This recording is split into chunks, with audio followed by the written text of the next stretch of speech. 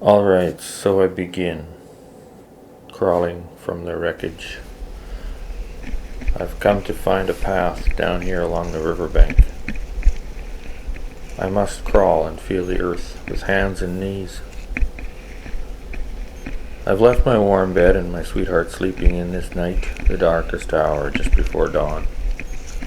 I've left behind the wreck age, the times and places of our furious human constructing and deconstructing, our continual progress. Down by this river in the heart of our city, I want to escape into a bit of wildness and maybe find a way to a place that is a refuge. Seems like harbor lights across the bay. I am keeping the river on my left, staying high and dry as I follow its curves. I feel safer beside it than I do by all these lights and walls on my right. I'm a big animal burrowing along the bank in the dark. This feels good to be alone here in the quiet of the night. Can't even hear my friend the river now. It's so low and slow at this time of year. But I know some of its ways. It rises far out west and takes a crazy, long, winding course to flow in every direction, always coming down into our valley to finally join the mighty Red just up ahead here. I like the river, high and fast in spring. It's carried me on its back so many times, coming downstream from near and far, my canoe and I, and others, riding the current, by day and even by night, coming into this city. Well, we haven't been on these waters. Every river moment is new, with fresh water flowing by this spot. We've traveled on waters long gone into the future, down to the big lake and on to the sea, far to the north of here. A real and natural progress. I love the river. I'm on it often between spring thaw and fall freeze up. Even after freeze up, in the midst of winter, the chance to walk on it is a delight, and to skate. So good to fly along the skating trail when it is cleared of snow. So unlike this riverbank where I stumble along now, with no grace or speed at all. But I love the river's banks too. So much to look at from the canoe on the water, to imagine the life within the bushes, and sometimes to glimpse an animal, often a human. And now I'm here to be part of this bank and to learn. Other humans have come and left their marks, even artwork. There's a little known gallery here. But this riverbank has never been cleared to make an official path for public use. This side of the river, lined with big houses and big apartment towers filled with big people. Likely, they don't want little folks like me down here. They might see me as trespassing, unable to accept the commonality of the river. But do they come here? I've had to pull my canoe out just along here and drag it up this bank, between these big condos, over their fences and onto the street. I endured an earful of offensive reminders that I was in the wrong.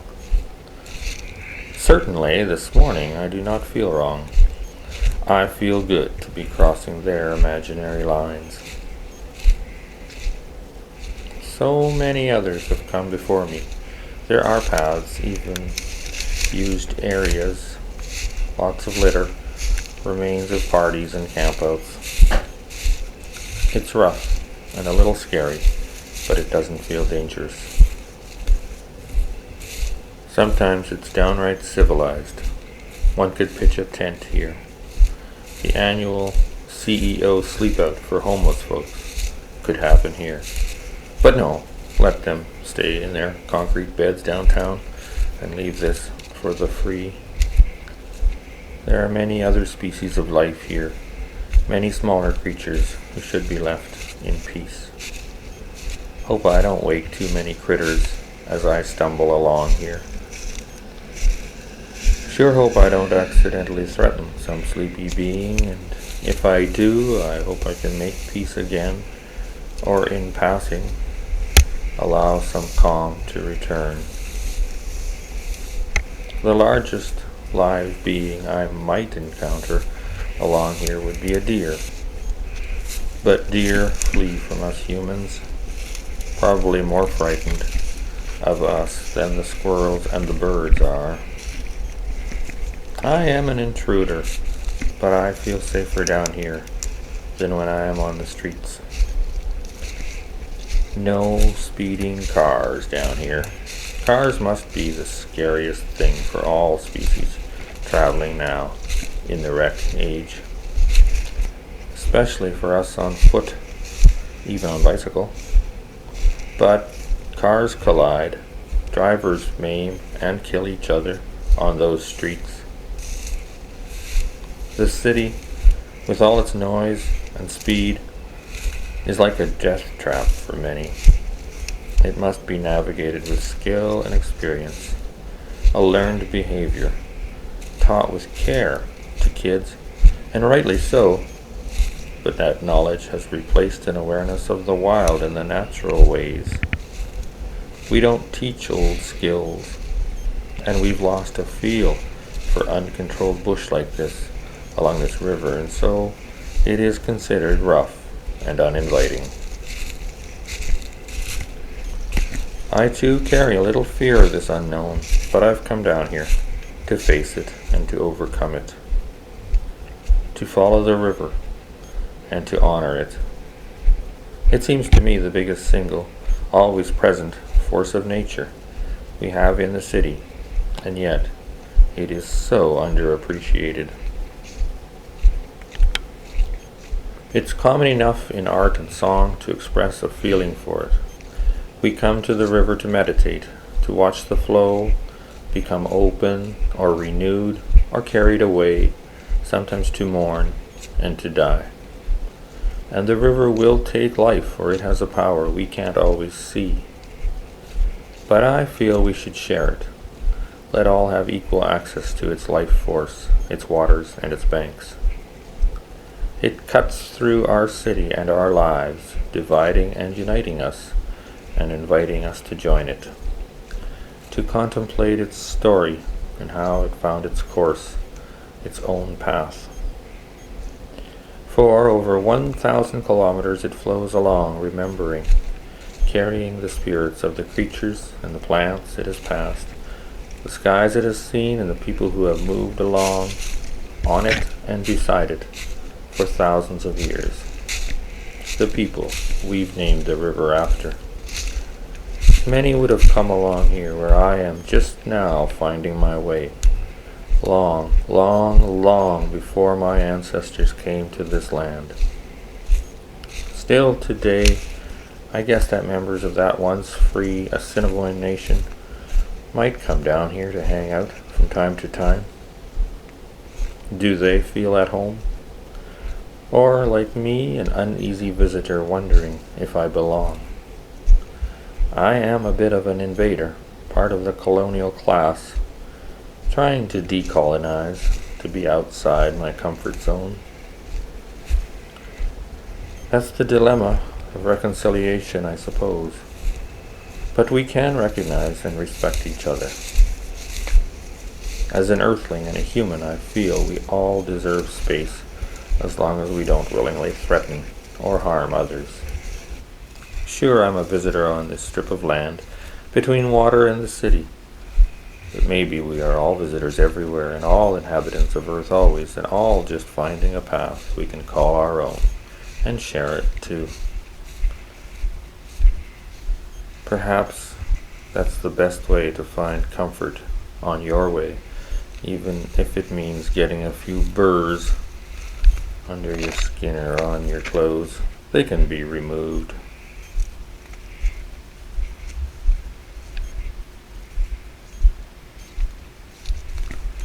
Earth is home for all of us, and no one is illegal. No one should be outcast or forced outside a fence to hide under a bridge. We're all born of earth, and to it we return. So fleeting is our time. It saddens me to know my time is running out. And what have I done? What can I do? How long it takes us slow to learn, humans, to find our place in the world, and then to find our time is over. But the world is a human construction and an oppressive system when we accept the notion that we have to compete for things and for some idea of success. We are creatures on earth, natural beings, and we all need to live, be kind, care for our young, and move.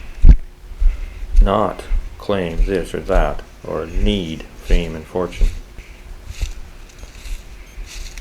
It's sad that we tend to complicate our lives so much that we bring more and more baggage to weigh down the simple truths of knowing how to belong on earth and feel kinship with all species.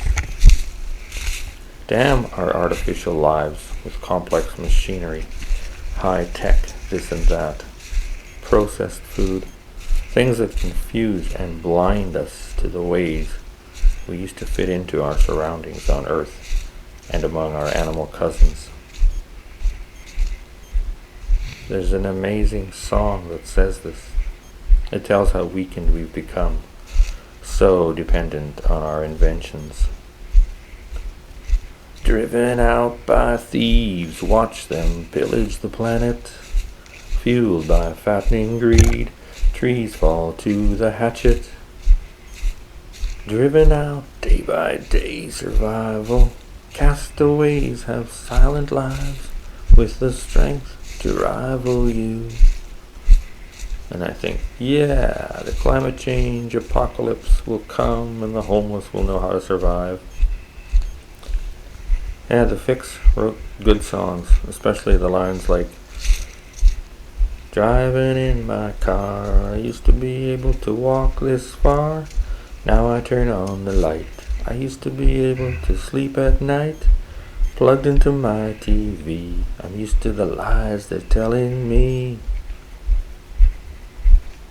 We're losing in so many ways, a collective loss. The singer still hopes it will come around. This hour along the river is my small attempt to remember and regain a bit of place outside my narrow and civilized life. We all have prisons we choose to live inside.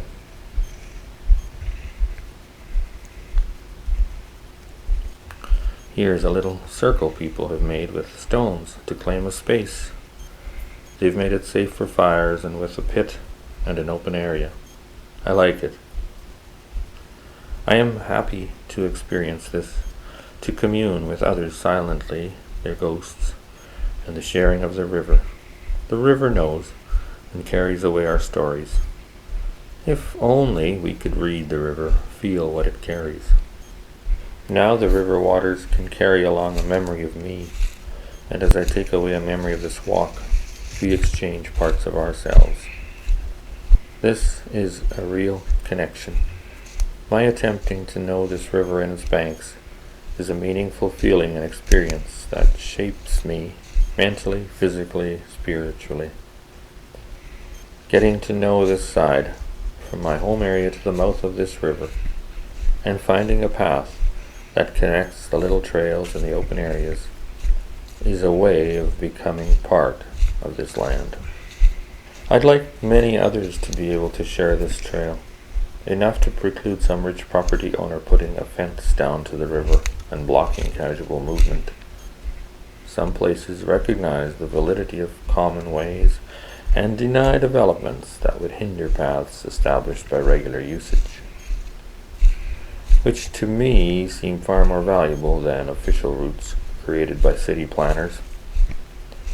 People, like water flowing ever downward, naturally find the shortest and easiest way to get somewhere.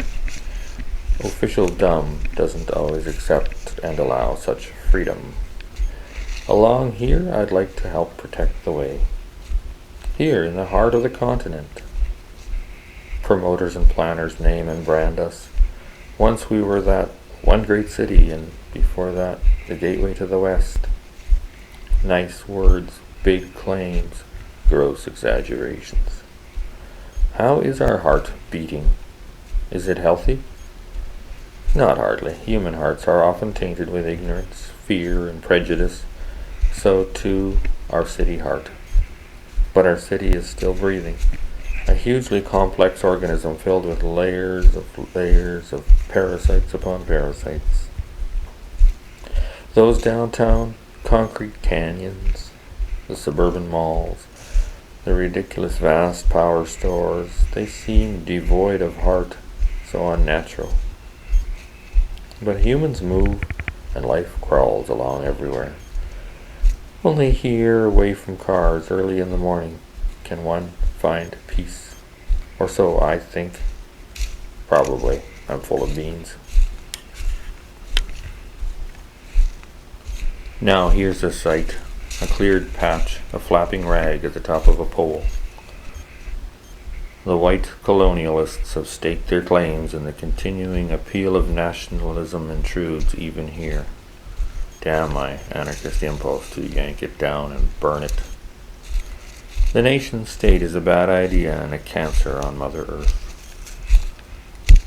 But the sky is getting lighter, and a new day is coming.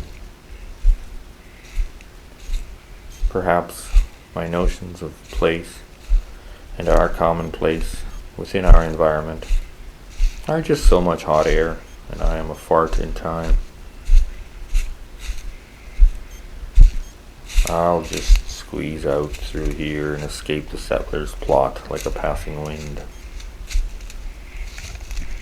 I don't need to leave a mark or be remembered. Once I wanted fame and recognition like many in the vanity of youth. I knew the tiresome fuss of wanting attention. Getting older has taught me how little I know. What new thing do I have to do or to say? Maybe we all try too hard to do too much. Or maybe it's a bit lazy of me to let others do the important work proclaiming and defending the truths I believe in. I have avoided struggles that need support. I have shirked and moseyed along in this life of mine, sometimes without awareness, and often with guilt. But what's it all for? All this fuss, and creativity, and clamoring. Maybe the less I do, the less my impact on this earth, and the better for all. Maybe everyone should do less, and not be so obsessed with making and consuming and growing. It's unsustainable. We're dying out anyway, why bother? Of course I agree we should all strive to support each other and defend the oppressed from their oppressors. And here in the sickly heart of the continent, there is much oppression, organized and individual, planned and random, much exploitation and discrimination, chauvinism, racism, homophobia, and all the ugly ways humans can be. Mainly I hate the narrow-mindedness in this city, the dominant culture's repetitive patterns. But there is love and comradeship here too, and much to like here.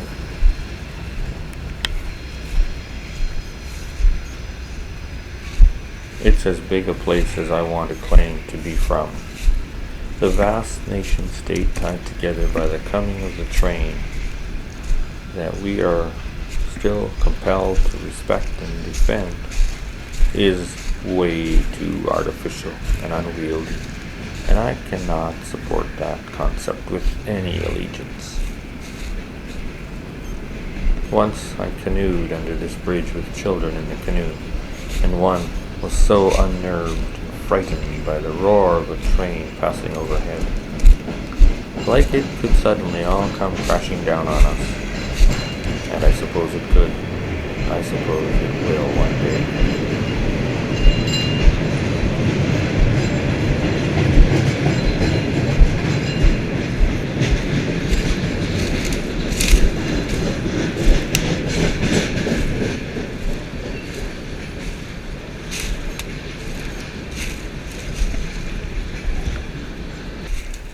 But these rivers will flow. I live in this city where they meet, and that's all I need to say or be known for. That, and this path along the river. Maybe it'll be a mark I've contributed to, something to leave behind, if it's not too vain or invasive of the other lives that live along the river. Arg, I am just another white male pretending to discover and explore and claim something.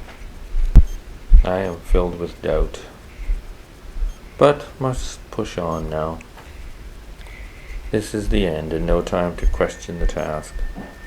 Out here in the real world, one can't have the luxury of the privileged class and sit around questioning yourself all day. Out here, among these trees like the arms of Mother Earth, sometimes reaching for me, sometimes pushing me away, arms with branches like fingers to caress me, gouge me, scratch me, touch me. I do feel alive, even hopeful. I hope the sun will come up, and I hope I find my way home. What more can one ask? Life is a journey, and to enjoy it is an exceptional blessing. Walking this riverbank is a real step in finding pleasure in my journey.